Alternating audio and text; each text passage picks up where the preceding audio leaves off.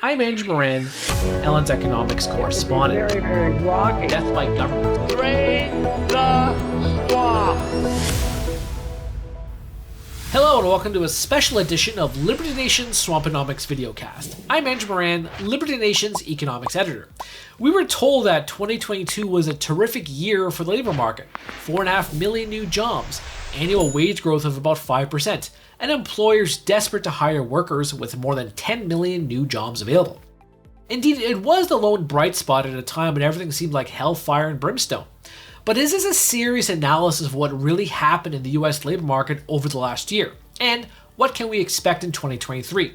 As the great author Raymond Chandler wrote, quote, "From 30 feet away, she looked like a lot of class. From 10 feet away, she looked like something made up to be seen from 30 feet away." So, to help us understand what the state of the US labor market really is, please welcome special guest, Mr. E.J. Antoni, a research fellow for regional economics in the Center for Data Analysis at the Heritage Foundation. Welcome to the program, sir.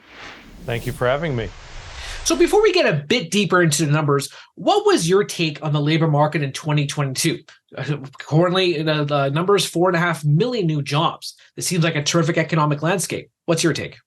Well, not surprisingly, after we literally shut down the government and forced people not to work, as we reopened, people went back to work. Unfortunately, though, they're not going back to work in the numbers that they were before the pandemic. So while the total number of jobs may have finally reached where it was in February of 2020, for example, before those shutdowns, if you look at the rate of the population that's actually participating in the labor market, if you look at the percentage of the population that's actually employed, we still are nowhere near pre-pandemic rates. So you recently wrote a terrific piece titled "December Jobs Reports Real Numbers Are Anemic, Not Robust. Here's Why Americans Should Be Wary." In it, you discuss something that Liberty Nation has also been writing about in recent months, the divergence between the establishment and household surveys. So please explain this. Please explain the difference and also the numbers. Sure. These are different surveys and they have different methodologies and they have different groups which actually receive and respond to those surveys. The establishment survey, for example, surveys businesses, whereas the household survey, no surprise, surveys households. And so you're going to get different results because of that. Now, that's not to say that they shouldn't trend together over time. They should, but you can have short-term anomalies that cause them to diverge. For example, the establishment survey allows for double counting because if a person works at multiple businesses, each of those businesses is going to respond that that person is employed, except there is nothing to tie that level of employment to particular employees. In other words, if I work multiple jobs, I will be counted at each of those jobs, whereas the household survey asks individuals if they are employed, and therefore you can only count an individual once. So when you start seeing people work multiple jobs, that will goose the establishment survey numbers, whereas the household survey numbers will stay flat. Now, there are other ways that you can have double counting. That's just one example, but it helps to explain why the household survey has more or less been flat since March, whereas the establishment survey continues to add relatively large numbers of jobs. Yeah, I think it was in December jobs report, I think the establishment was 223 and the household was 166,000. So why is there such a concentration on the establishment? Is it just because it's a higher number and that makes everyone look good and makes the economy look better? Why does everyone focus on that as opposed to household? Well, over time, again, they tend to trend together. But the reason that we focus on the establishment survey for that overall number of jobs, and we just look at the household survey for the unemployment rate, for example, is that the establishment survey surveys a very, very large sample of businesses. And so the strength of that survey, despite its other limitations, the strength of that survey is precisely its size. Now, we have to call that into question today, though, because the response rate to that survey has dropped dramatically, whereas the response rate for the survey household is holding steady at about 75%. So when you have, for example, 2 out of 3 businesses not responding to the initial survey request, you have to start to wonder, is there some kind of correlation between the decision to respond and whether or not you're hiring employees? And if so, that introduces a tremendous amount of bias into the data. And that, again, could help explain this unprecedented divergence between the two surveys. So before I get into one thing that has been a considerable but underreported trend of recent months, you mentioned in your article that employment today is still down 2.8 million from pre-pandemic levels. But the administration and the Bureau of Labor Statistics say that all the jobs have been recovered. So what's the real story here? Why is there such a discrepancy?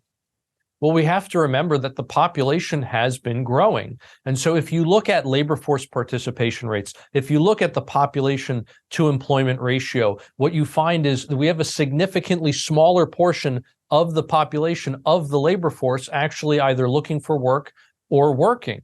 And so if we look at not today's rates, but pre-pandemic rates and apply those to today's figures, we find that there's a very large employment gap. And that's where you get that almost 3 million figure of people who are essentially missing from the labor force. A colleague of mine, Casey Mulligan, he's a professor out of the University of Chicago, probably the best labor economist in the country. He has estimated that about 500,000 people are currently missing from the workforce due to addiction problems to drug and alcohol that all stemmed from the lockdowns during the pandemic. Oh, fascinating.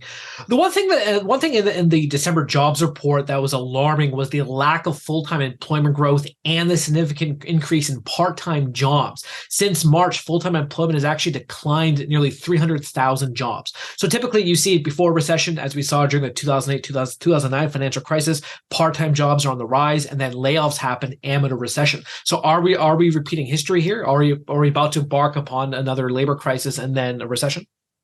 No, all of the indicators right now are pointing towards recession. I mean, you can stop listening to the talking heads on TV because, frankly, a lot of them just don't understand either how to interpret the data or they're not reading it at all. When I look at, for example, all of the surveys from the regional Federal Reserve banks, they all have indicators pointing to recession. You can look at the yield curve. You can look at these employment statistics everywhere you turn, whether it's manufacturing, construction, or any of the leading indicators, you see the same thing, that things are pointing towards recession. Yeah, actually, it's interesting you mentioned about the regional central banks. The St. Louis Bank, the Federal Reserve Bank of St. Louis, they came out a report asking if state economies are a harbinger for a national recession. And they say that the benchmark for the SCI is 26. Right now, 27 states have negative SCI growth, which suggests a recession. So they actually accidentally admitted there was a recession. So finally, before I let you go, the expectations from a lot of economists is that the labor market will break this year. Mark Zandi of Moody's, he recently said there will be zero job growth this summer. Others say it will be anemic. Where do you see the labor market heading this year, or will just be the White House cherry picking specific data and say everything is fine and dandy? What does 2023 look for jobs for the American people? You know, it's a great question. If we had a Federal Reserve that did what it was supposed to, then I could say absolutely things are going to turn negative in terms of job growth. Unfortunately, we're not sure what this Fed is going to do. They have proven to be nothing if not unpredictable. Don't forget that Jerome Powell, right after he promised we would not have a 75 basis point rate hike, he said that was off the table. He then proceeded to deliver 3 in a row. So unfortunately, we just can't trust this Fed. We can't trust what they're going to do on rates, whether they'll continue marching them upward or hold them steady or even maybe reverse course. And that, unfortunately, is really going to determine what happens in the labor market, at least in the short term. So I would like to thank Mr. Antoni for appearing on Swamponomics TV. I would highly recommend to read Mr. Antoni's work on the Heritage Foundation website. He always provides an incredible take on the latest developments in the exciting world of economics. Thank you for appearing on the show today, sir. Thank you for having me. I would like to thank Mr. Antoni for appearing on Swamponomics TV. I would highly recommend to read Antoni's work on the Heritage Foundation website. He always provides an incredible take on the latest developments in the exciting world of economics. From recent data metrics to historical trends, everything is pointing to a recession in 2023. The only question is, if an economic downturn arrives to the shores of the United States, how will the American worker survive after a few years of being battered and beaten by inflation? Can you say stimulus from the Federal Reserve and the federal government? That's it from this week. Please read my full Swamponomics column on the pages of LibertyNation.com and be sure to check out my previous interviews on Swamponomics TV. Thank you. Entertaining, informative, and just plain fun. Watch Liberty Nation's The Conservative 5, produced by conservatives for conservatives. C5 is the Left Free Zone, hosted by Liberty Nation's Hi, I'm Lisa K. Donner, joined by a raucous, irreverent panel of authors, deconstructing leftist narratives, debating the hot topics, and remembering to laugh. Join the official conservative safe You only space. did that to piss Jeff off. Liberty Nation's The Conservative Five. I'm Andrew Moran, Ellen's economics correspondent. Very, very rocky. Death by government. Drain the swamp.